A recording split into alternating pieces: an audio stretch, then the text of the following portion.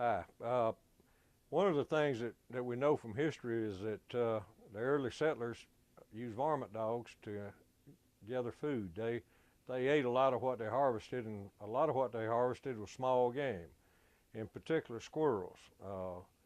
They used Feists dogs and cur dogs, tree dogs to help them harvest wildlife to use for supper or breakfast, whatever the case might be.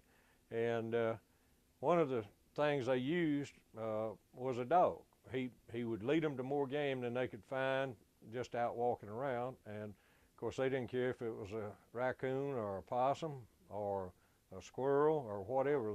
They would harvest it, and they used it as part of their livelihood. It was very important to them. In fact, it was so important in Tennessee that they actually developed a gun specifically for squirrel hunting in the early days, and I'm holding one of them. And what you're looking at is a copy of a rifle that would have been built by a gunsmith named Charlie Bean.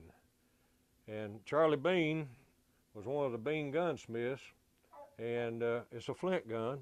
And the Tennessee squirrel rifle is the only rifle that's ever been named for a specific game animal, and it was developed specifically to hunt squirrel with. And in combination with a good dog on a good day, you could harvest a lot of squirrels with a good squirrel rifle and a good dog.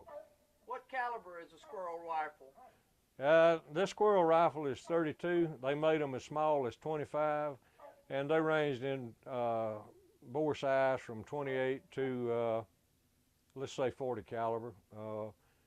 Most of the deer and all the elk and bear were gone, so they were harvesting small game almost entirely when they were hunting with the small bore guns.